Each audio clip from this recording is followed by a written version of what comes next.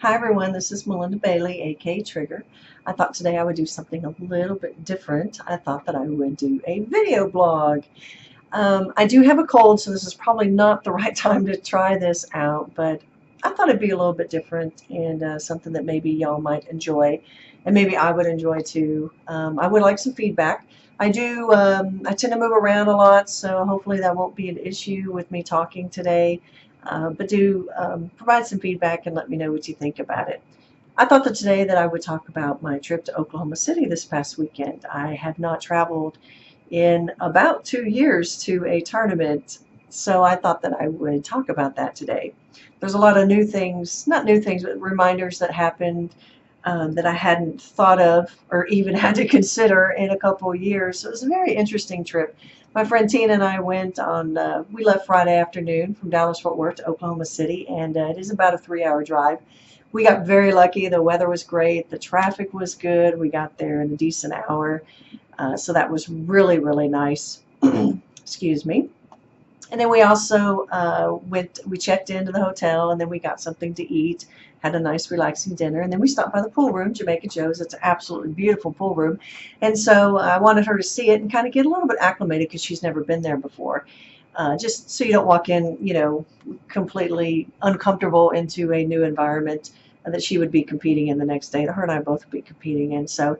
And Jamaica Joes in Oklahoma City has about 5 diamond 9-foot tables and a huge snooker table, and then also about 16 or so diamond bar tables. So it's a beautiful, beautiful pool room. I mean, it really is gorgeous. If you're ever in Oklahoma City, please stop in.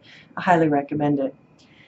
So after we stopped at the pool room, then we went to sleep at a decent hour. We got up, slept in a little bit, and then we went to Waffle House, which was really nice because you got to have a good breakfast, hearty breakfast before you compete.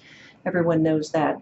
The thing about this tournament is because I haven't played in an out-of-town tournament in a couple of years, a lot of things happen that I want to blog about. I wrote them down. So you will see in the next few weeks 10 to 15 blog entries, written ones, about some things that came up during the tournament that I think that you will completely relate to, and glad that I blogged about things that maybe you hadn't thought of in a while, or maybe a refresher for you. So I think they'll be really good. And also a couple things that happened to me during the tournament, which, as y'all know, I always love to blog about. So we get there. After Waffle House, the pool room didn't open until 11, and we were done about 10. So what girls do is we go shopping to kill time. So we actually killed about 3 hours shopping. I'm sorry, we actually killed about an hour going to 3 different stores, is what I'm trying to say. So that was fun to do. I really enjoyed the trip with Tina because we got to know her better. Normally we just spar and we're around pool. We're not really doing girlfriend type things, and so it was really cool to get to know her better because she's a great influence and a great woman.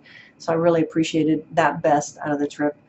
The tournament was supposed to start at 12. It didn't start till about 12:30, and that was actually the Calcutta, so play actually didn't start till 1:15 or so. Most tournaments do not start on time, which is okay, except mine. Mine do start on time, and I do tend to brag about that because I pride myself on the fact that the tournaments that I'm going to start on time, but that's another story. So, but what's really cool though is that we both got a bye. So what that allowed us to do is spend time with some friends of mine. So my friend Jess was there, and my friend Bobby, who I absolutely adore. She's just an amazing woman. And Tina got to spend time with her too. And so it was just really a great opportunity for us to get to catch up and to hang around with Bobby. So that was definitely a highlight of the trip. So we each got a bye, and then Tina played and I played. Tina lost her first match, and I in turn lost my match. I did play really well, and I was very happy about that. I still had some issues with mental toughness, which I've alluded to, and which I'll probably write about some more. But because I haven't been competing as much, it makes sense that my mental game is not as strong as it used to be. I'm very happy to tell you that my physical game is actually really good.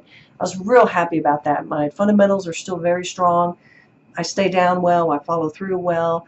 My patterns are still there and things like that. And so, excuse me, so I really, really loved that I still have that. That was very nice. However, I did, even though I played well at the beginning of the match, I did miss a ball before the 8 ball. We were playing 8 ball. and then I missed a safe, and then I messed up a pattern at the end. So that's 3 games right there, and I had to go to 7. He had to go to 6. But in the beginning, I played really well, which was really nice. So the next match I play, I win. I was the better player, and I played really good, and I beat the guy. And Tina had a really good match. She ended up losing, but at least she had a better match. I could tell she was more comfortable in her next match. And then I played my 3rd match. Well, I guess considering the bye, it'd be a 4th match. And it was, we started about 4:30 or something like that. I don't remember. But I played really good. I actually played really fantastic, and I was very happy. I can't even express how joyful it is and how kind of shocked I am, really, that I played as well as I did. But I was seeing the outs. Now, you have to understand that 8-ball on a bar table, especially a diamond bar table, is like my best game ever. And so I had that going for me, but I was just playing so well. I was getting out well. I was playing really good saves. My patterns were still good. My safeties were good. Breakouts were good. Everything was good. I mean, all these things I've learned from Phil Capel's books and all the competing that I've done throughout the years. Of they're all still there. The only thing that's not there, of course, is the mental toughness. And it showed because actually even though I was playing so well, but I was very happy about that, I recognized that it was getting later in the night and we still had 3 hours to drive home. So I actually, when the match went hill-hill, I actually gave him the match, which sounds really crazy, but it shows that I'm just not mentally into competing right now. And I could tell that I was getting tired. I could tell I was thinking more about the drive home. I was just so excited I played well. It was okay that I didn't play anymore. And so I gave him the match. And so we left I think we left about 7 and got in town about 11. We got real lucky because the weather again was good. The traffic was good. I was so glad we left Saturday night, because Sunday was actually drizzly and raining. It would have made for a really tougher drive home. But it was a great weekend. I was glad I did it. Like I said, I hadn't competed out of town in a couple of years, and I'll be blogging about several things that came up during the tournament that I hope y'all enjoy. I really appreciate y'all always reading the blog posts that I do. I've heard from many people how helpful it is, and that just brings me so much joy, and I hope you like this video blog. And if y'all do and I get some feedback, then maybe I'll do some more. Y'all have a great week. Thank you.